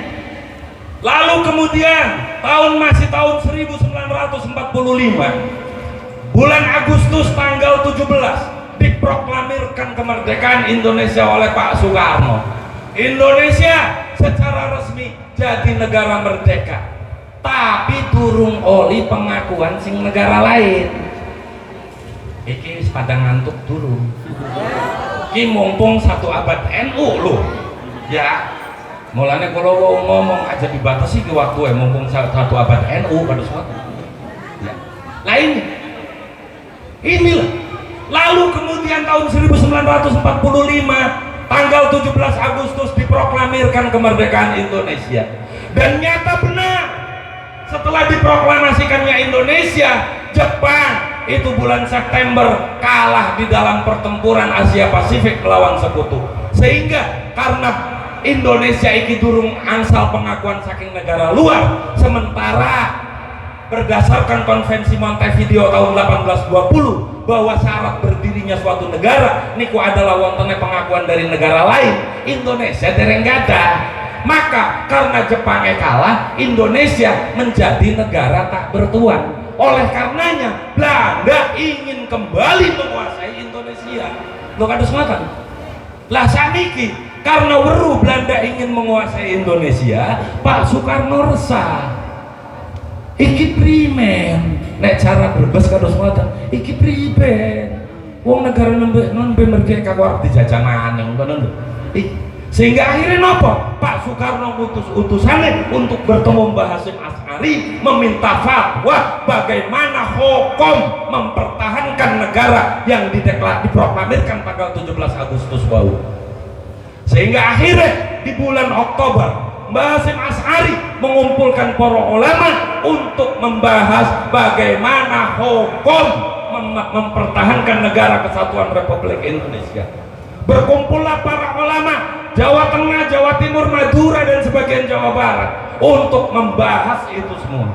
Maka kemudian di tanggal 23 Oktober tahun 1945 keluarlah resolusi Jihad Nahdlatul Ulama yang menyatakan bahwa fardhu ain mempertahankan negara kesatuan Republik Indonesia. Itu. Dan ingat, Ansar, Bansar, Fatayat, Muslimat, Wong NU, Etno, EPPNU, Pagar Nusa, ingat resolusi jihad belum dicabut sampai sekarang. Itu wajib fardhu ain, hukumnya mempertahankan negara kesatuan Republik Indonesia. Maka kemudian setelah bersepakat dengan tentara perlawanan rakyat, pimpinan tentara perlawanan rakyat Bung Tomo, akhirnya nopo meletuslah peristiwa 10 November yang kemudian kita kenal sebagai Hari Pahlawan. Kurang apa wong NU di Indonesia? Ayo, ini kan? Lah niki, lah disinilah kemudian berkat dari perlawanan 10 November, perlawanan para kiai, perlawanan para santri di dalam melawan penjajahan Belanda, wabil khusus yang ada di Surabaya, Belanda remak babak. Itu. Dan yang paling utama dan paling nyata adalah di sini mata dunia internasional terbuka bahwa Indonesia masih ada. Sebab apa? Belanda ketika sebelum kembali ingin menjajah Indonesia, ini berpropaganda di dunia internasional menyampaikan bahwa Indonesia sudah habis. Tapi berkat resolusi Jihad Nahdlatul Ulama, maka dunia terbuka bahwa Indonesia masih ada. Maka kemudian muncullah pengakuan dari negara lain. Pertama niku dari Palestina, jare Orde Baru sing Mesir kayak mana ya? Ora kayak ngono. Sing Palestina pertama itu. Cuman karena Palestina pada saat itu di sananya terjadi perang saudara, pengakuan Palestina kurang berefek, sehingga muncullah pengakuan kedua yaitu dari Mesir. Setelah dari Mesir, Arab Saudi, terus pada akhirnya negara dunia internasional mengakui kemerdekaan Indonesia. Itulah salah satu sumbangsi besar bahwa Nahdlatul Ulama di Indonesia tidak bisa dipisahkan dengan negerinya. Indonesia tidak bisa dilepaskan dari Nahdlatul Ulama. Itu. Lalu kemudian tahun 1947 karena terjadian niku tak bulan Desember, tanggal 28 Desember tahun 1947 sampai tanggal 4 Februari tahun 1948. Apa? Perjanjian Renville. Dan ini Perjanjian Renville yang antara lain Belanda mengakui Indonesia, mengakui kemerdekaan Indonesia itu hanya Jawa Tengah, Jawa Timur dan Sumatera. Jawa Barat enggak. Kenapa Jawa Barat tidak diakui? Karena pada saat itu perlawanan terkuat terhadap penjajahan Belanda di Indonesia adalah dilakukan oleh Siliwangi, tentara Siliwangi. Lah, tentara Siliwangi ini adalah 80% Hizbullah Jawa Barat bergabung nih Siliwangi. Sebab ketika tahun 1943 lahir TKR-PKR, para ulama memerintahkan kepada pasukan Hizbullah yang ingin melanjutkan di bidang ketentaraan dipersilahkan untuk bergabung dengan TKR-PKR. Paling kuat iki ini Jawa Barat. Lah Belanda iki ngerti. Akhirnya apa? Jawa Barat tidak diakui sebagai Indonesia. Itu. Sehingga akhirnya apa? Karena Jawa Barat ini bukan Indonesia, maka tentara Siliwangi harus keluar dari Jawa Barat. Maka terjadilah hijrah besar-besaran menuju Yogyakarta. Kita kudu paham ya. Ben ora gampang dia adu domba karo wong-wong sing ngomong Indonesia tohut kan ngoten lho. Zaman saiki kan tahat tohut Indonesia. Ngomong Indonesia tohut BLT-ne doyan yo ngarang kuwi lho. Lah inilah. Sehingga kemudian akhirnya tentara Siliwangi hijrah ke Yogyakarta. Tetapi karena Siliwangi ini sebagian besarnya adalah Hizbullah, yang kemudian Hizbullah ini adalah isi poro kiai, poro santri sing laku priyatine, laku tapak beratane ya wis kuat, sehingga mata batine yo kenceng. Beda karo Banser saiki kaya ngono lho. Hari Banser saiki kadang-kadang dongane mung pengen bisa mabur toh kaya ngono lho ya. Njab dongane pengen bisa mabur tapi kelalen orang jaluk kudune juga ngono. Ya repot mabur orang mudun-mudun.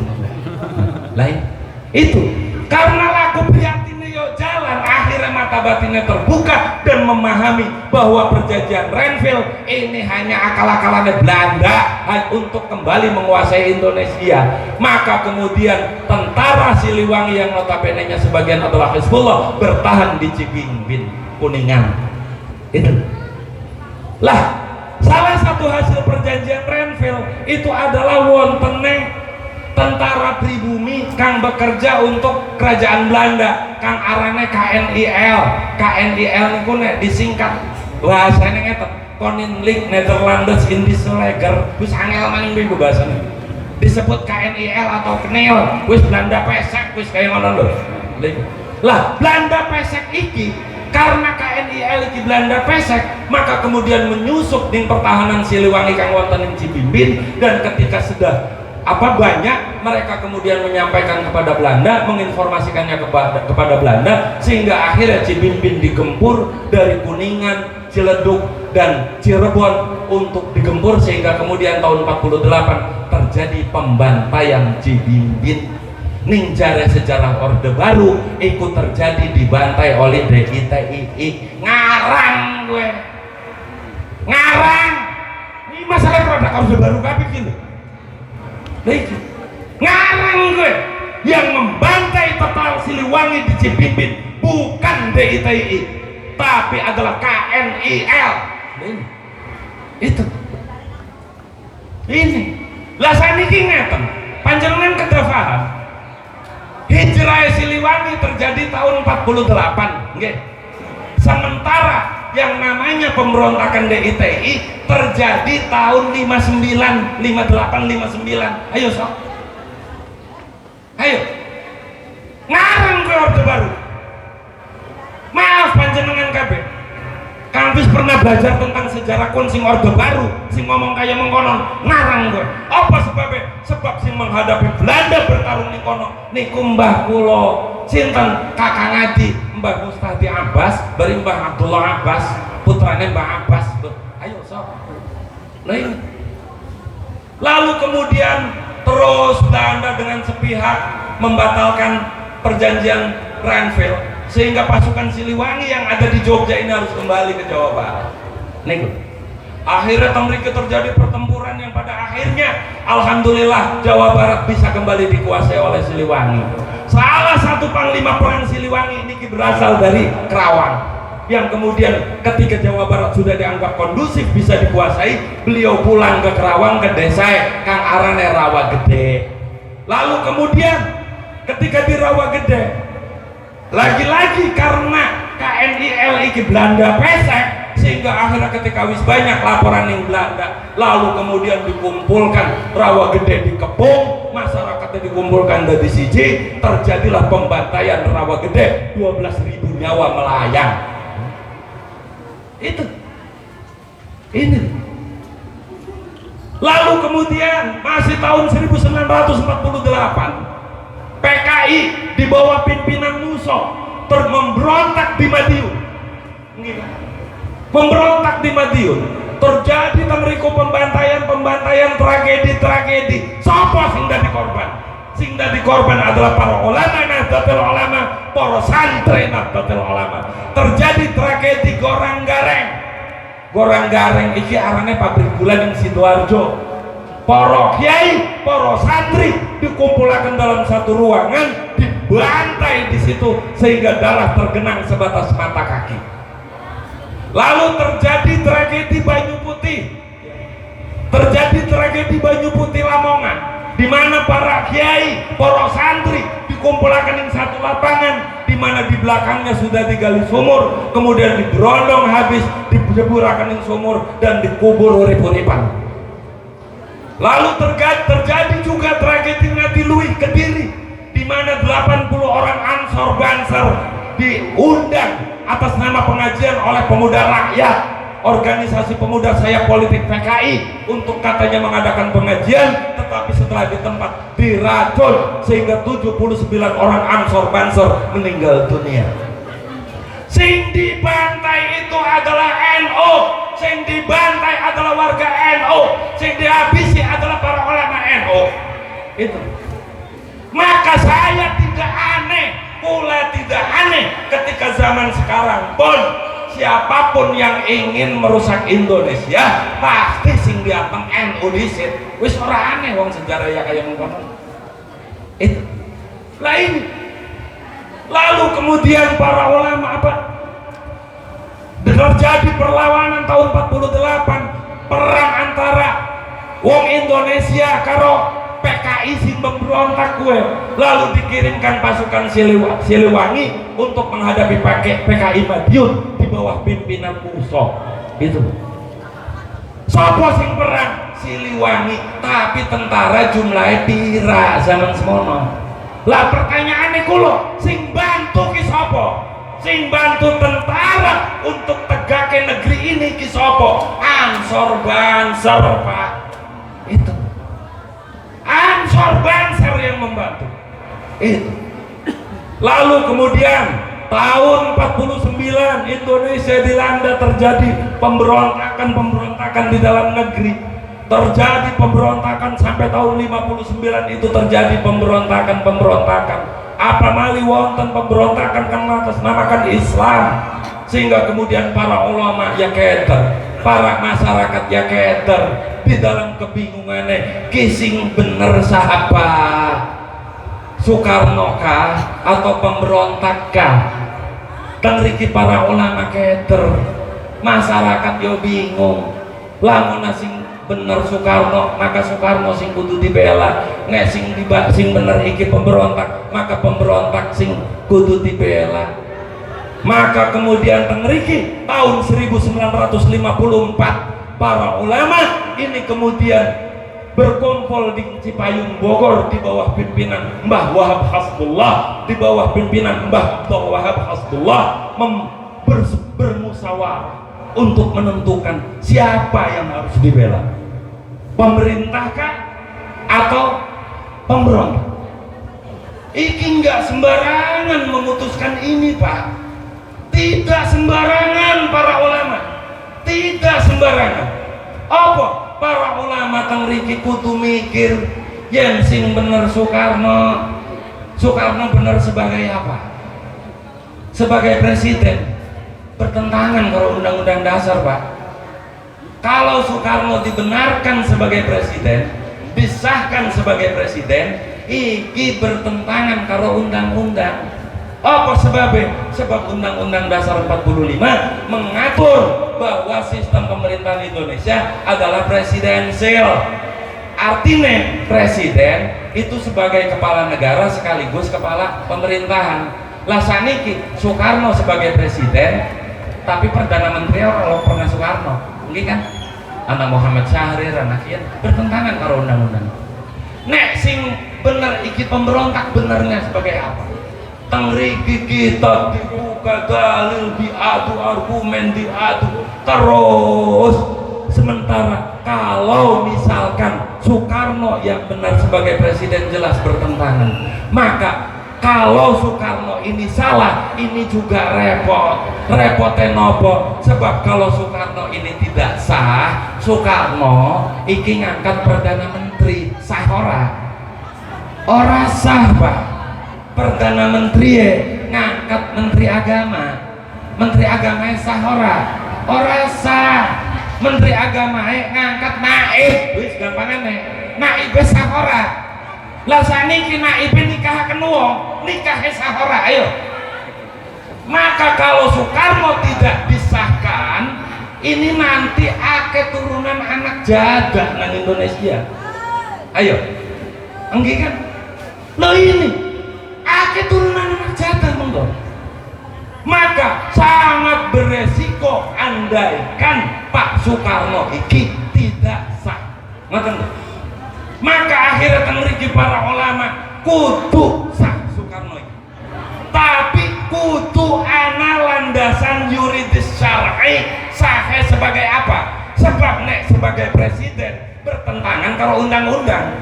Kalau sebagai raja bertentangan karo undang-undang, maka kisah sebagai apa? Demi limaslahatil ummah, di mana para ulama yang zurunal umat bi'ainir rahmah, memandang umatnya dengan pandangan kasih sayang demi untuk keselamatan umat. Soekarno harus sah sebagai waliul amri tururi bisyaukat. Loh, ayo aja sembarangan Pak.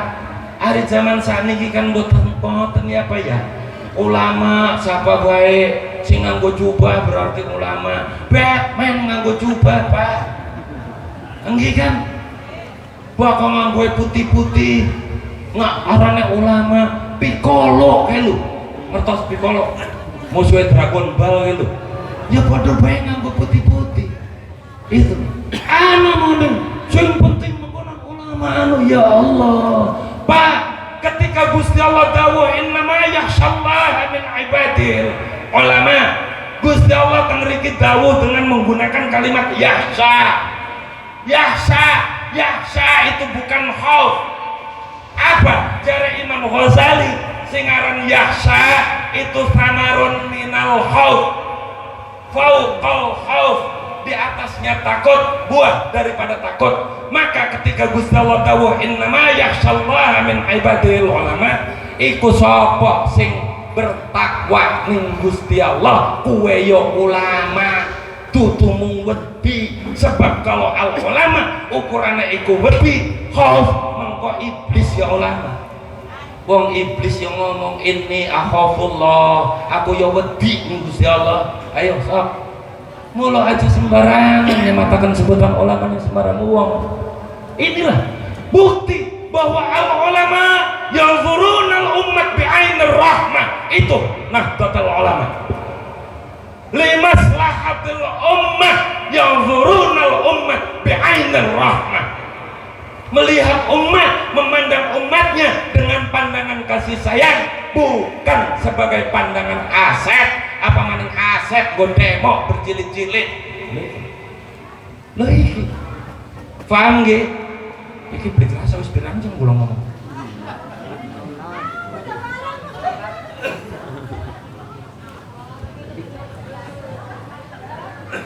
Allahu Akbar.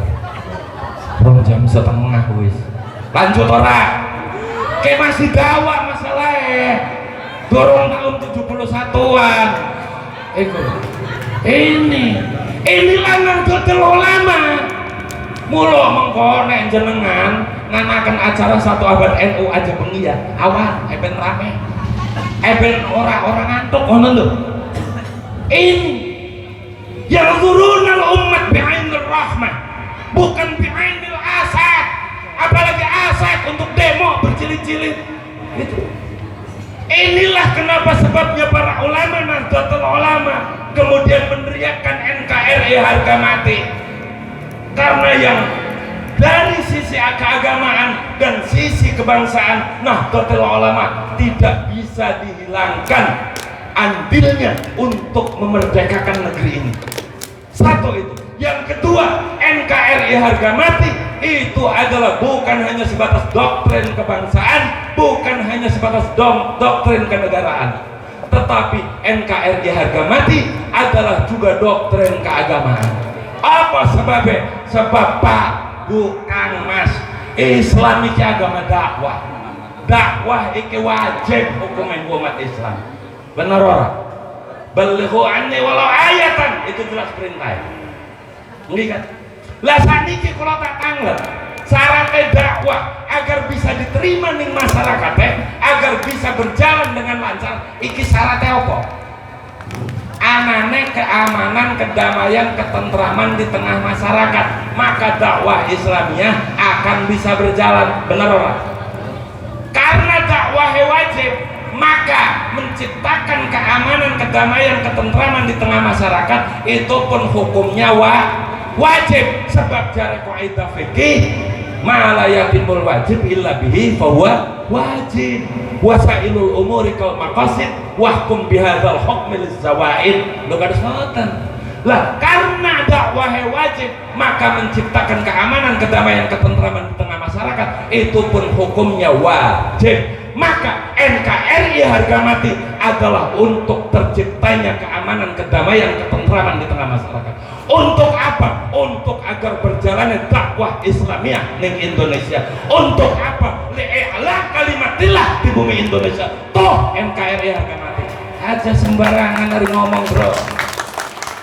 Kenan-kenan aku loh sing magister ilmu politik, lulusan UGM bisa. Gitu. Aja sembarangan. Insya Allah nek sejarah Indonesia baik NU, Muhammadiyah, Persis apa apalah begitu. Sanate NU, sanate Wahabiyah, sanate sejajan aku ya apa. Loh ini.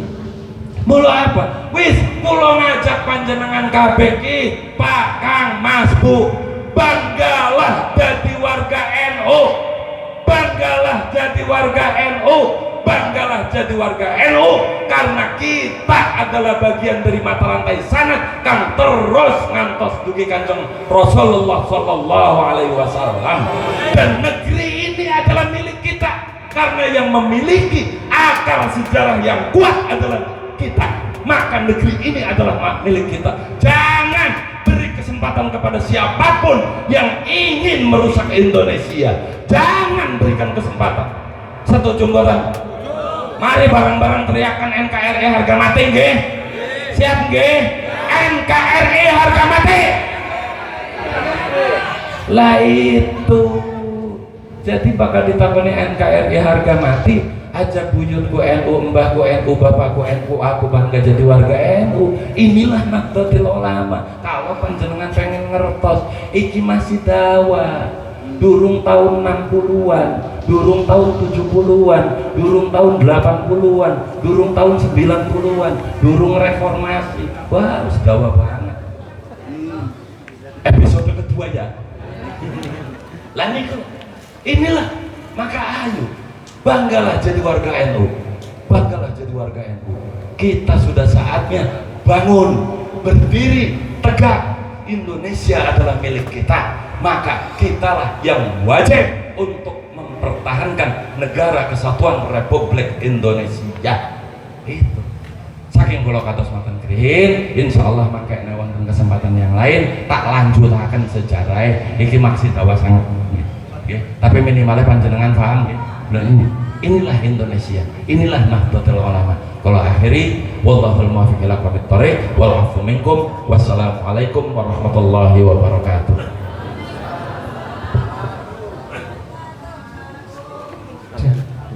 Kemudian sekaligus doa. Boten monggo Kyai mau ada wong nom donga masih campur nafsu.